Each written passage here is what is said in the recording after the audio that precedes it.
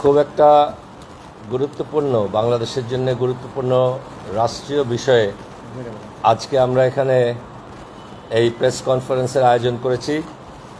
এটা হচ্ছে গত দু একদিন আগেই আপনারা শুনেছেন নিশ্চয়ই, বাংলাদেশ সরকার জাতিসংঘের জন্যে বাংলাদেশের ভূখণ্ড ব্যবহার করে মায়ানমারের ভিতরে একটা হিউম্যানিটেরিয়ান করিডোর বা একটা মানবিক সাহায্যের রাস্তা তৈরি করার সিদ্ধান্ত নিয়েছে। এই বিষয়ে আমরা আমজনতার দলের পক্ষ থেকে আজকে এই প্রেস রিলিজের আয়োজন করেছি। এখন আমাদের বক্তব্যটা আমি আপনাদের জন্য পড়ে শোনাচ্ছি। বিষয়ে মানবিক করিডোরের নামে অন্তর্বর্তীকালীন সরকারের রোহিঙ্গা অনুপ্রবেশ করিডোরের একতরফা সিদ্ধান্ত, রোহিঙ্গা অনুপ্রবেশের সুযোগ প্রদান বিষয়ক জরুরি সংবাদ সম্মেলন। আমরা গভীর উদ্বেগের সঙ্গে লক্ষ্য করছি, বর্তমান অন্তর্বর্তী সরকার বিবিধ বিদেশি শক্তির আবদারে রাখাইন রাজ্যের জন্য তথাকথিত মানবিক করিডোর নামে একটি রোহিঙ্গা অনুপ্রবেশ করিডোর খোলার বিষয়ে একতরফাভাবে সিদ্ধান্ত নিয়েছেন, যার সঙ্গে কোনো জাতীয় সংলাপ, আলোচনা বা রাজনৈতিক ঐক্যমত্য গঠনের প্রক্রিয়া অনুসরণ করা হয়নি। এমন একটি স্পর্শকাতর ও কৌশলগত বিষয়ে সরকারের এ ধরনের আচরণ সরকারের গণতান্ত্রিক দায়বদ্ধতার অভাব এবং জাতীয় স্বার্থ উপেক্ষাপূর্বক বিদেশি স্বার্থ রক্ষার পরিচয়। আমরা জানি, রাখাইন থেকে বিতাড়িত মায়ানমারের মুসলিম রোহিঙ্গা নাগরিকদের নিয়ে বাংলাদেশ নানাবিধ সমস্যার সম্মুখীন হচ্ছে। পৃথিবীর বিভিন্ন দেশ তাদের দেশে স্থানান্তরিত মায়ানমারের রোহিঙ্গাদের বাংলাদেশি পাসপোর্ট প্রদানে বাধ্য করছে। সাম্প্রতিক সময়ে নতুন করে করিডোর দেওয়ায় বাংলাদেশে আরও 1,13,000 মায়ানমার রোহিঙ্গার অনুপ্রবেশ ঘটেছে। আমজনতার দল মনে করছে, করিডোর প্রদান করে রাখাইনের সকল মুসলিম রোহিঙ্গাদের বাংলাদেশে পুশ করে রাখাইন প্রদেশকে মুসলিম রোহিঙ্গা শূন্য করে একটি খ্রিস্টান রাষ্ট্রে পরিণত করার ষড়যন্ত্র ফিলিস্তিনের ইহুদিদের আগ্রাসনের অনুরূপ পরিস্থিতি তৈরি করতে পারে, যার ফলে বাংলাদেশের চিকেন নেক সংলগ্ন সেই পার্বত্য অঞ্চলের সার্বভৌমত্ব সংকটের মুখে পড়বে।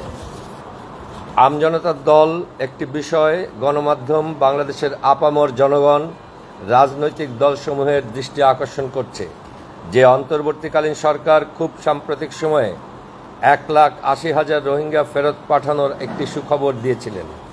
সেই সুখবর দিয়ে উল্টো করিডোর সৃষ্টি করে 1,13,000 রোহিঙ্গা নতুনভাবে অনুপ্রবেশের সুযোগ দিয়ে দেশের আপামর জনগণের সাথে অন্তর্বর্তীকালীন সরকার বিশ্বাসঘাতকতা করে নিজেদের বিদেশি শক্তির অনুগত দাস হিসাবে সুস্পষ্ট প্রমাণ রেখেছেন। আমজনতার দল দেশের সর্বস্তরের নাগরিক, রাজনৈতিক দল মত নির্বিশেষে সকল অংশীজনকে নতুন করে আগত 1,13,000 রোহিঙ্গা ফেরত প্রদান করে করিডোর আশু বন্ধপূর্বক এবং রোহিঙ্গা অনুপ্রবেশের সুযোগ প্রদানের কারণে অন্তর্বর্তীকালীন সরকারের প্রতিনিধিদের জবাবদিহিতার আওতায় আনার জন্য আবেদন জানাচ্ছে। ধন্যবাদ আপনাদের সবাই। কোনো প্রশ্ন আছে? আসছে।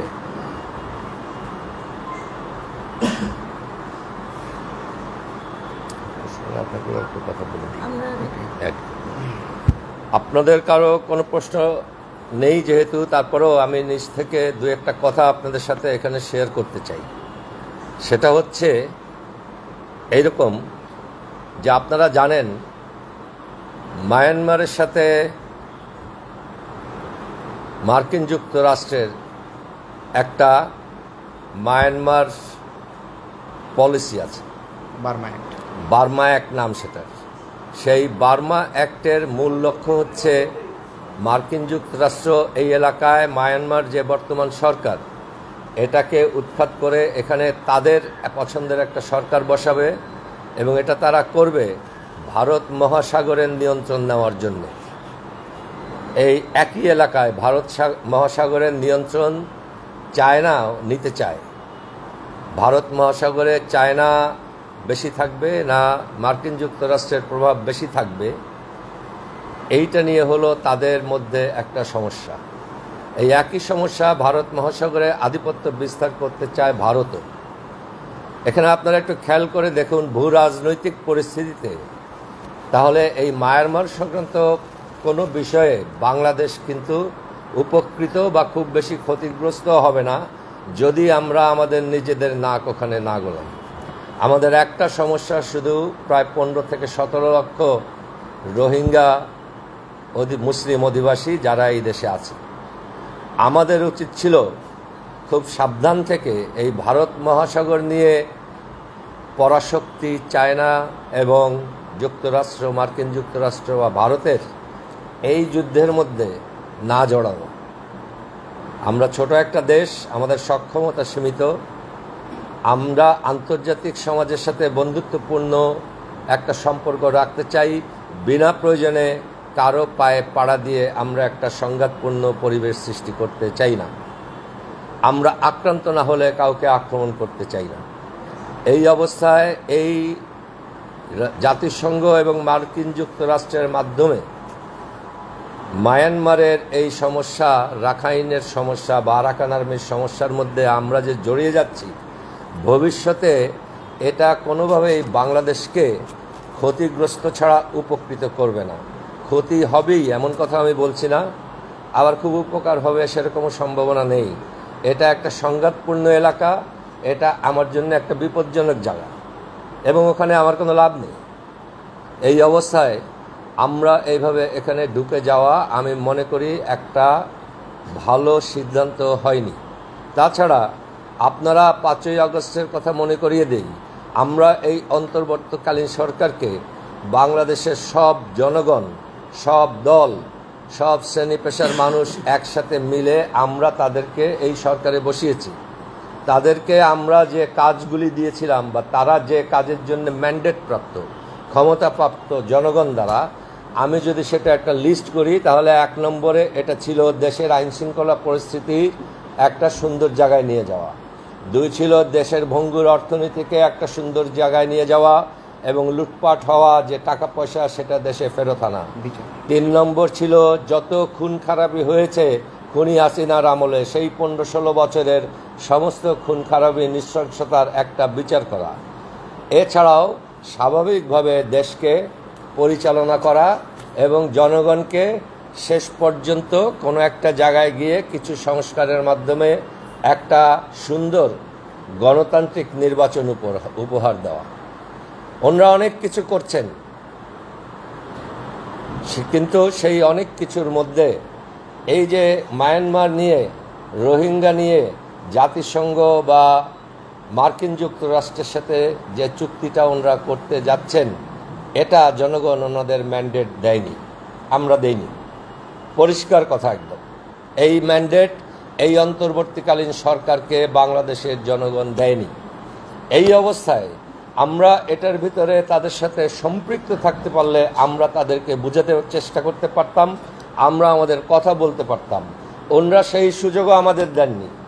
ওনারা এককভাবে এই সিদ্ধান্তটি নিয়েছেন, বাংলাদেশের কোনো রাজনৈতিক দলকে ডেকে ওনারা কোনো পরামর্শ চাননি। আমরা মনে করি, আমজনতার দল মনে করে যে যেহেতু এই সরকার আমাদের সরকার এবং তাদেরকে আমরা সুনির্দিষ্ট কয়েকটি ম্যান্ডেট দিয়েছি, সেই ম্যান্ডেটের বাইরে গিয়ে এই কাজটা আমাদের সাথে আলোচনা না করে আমরা যে আস্থা ওনাদের উপরে রেখেছিলাম সেই আস্থার হানি ঘটিয়েছেন এবং এককভাবে ওনারা বাংলাদেশের সমস্ত জনগণের যে আস্থা তাদের উপরে রেখেছিল সেই আস্থাটা নষ্ট করেছেন। এই আস্থা নষ্ট করার সম্পূর্ণ দায় বর্তমান অন্তর্বর্তীকালীন সরকারের। আমরা আমাদের দল থেকে ঘোষণা করছি, আমাদের দলের প্রথম মূলনীতি হচ্ছে সার্বভৌমত্ব। আমরা সার্বভৌমত্ব খুব সহজভাবে যেটা বুঝি, বাংলাদেশ তার সমস্ত সিদ্ধান্ত বাংলাদেশের ব্যাপারে নেবে কারো দ্বারা অনুপ্রাণিত, বাধাগ্রস্ত অথবা উৎসাহিত না হয়ে। শুধুমাত্র বাংলাদেশের জনগণ বলবে বাংলাদেশের সরকার কি করবে কি করবে না। আজকে যে ঘটনা এই চিটাগং হিল ট্র্যাক্স এবং মায়ানমার এলাকায় ঘটলো আমাদের সরকার দ্বারা, এটা তারা উৎসাহ পেলেন মার্কিন যুক্তরাষ্ট্র থেকে, জাতিসংঘ থেকে, এবং তারা সম্পূর্ণ ইগনোর করলেন বা অবজ্ঞা করলেন বাংলাদেশের জনতাকে। আমরা এই সরকার কর্তৃক বাংলাদেশের জনতার এই অবমাননা এবং এই উপেক্ষা তীব্র নিন্দা জানাচ্ছি এবং এর প্রতিকার চাইছি। সরকারের কাছ থেকে ব্যাখ্যা চাচ্ছি কেন তারা এই বিষয়ে বাংলাদেশের জনগণকে উপেক্ষা করেছেন। ধন্যবাদ সবাই।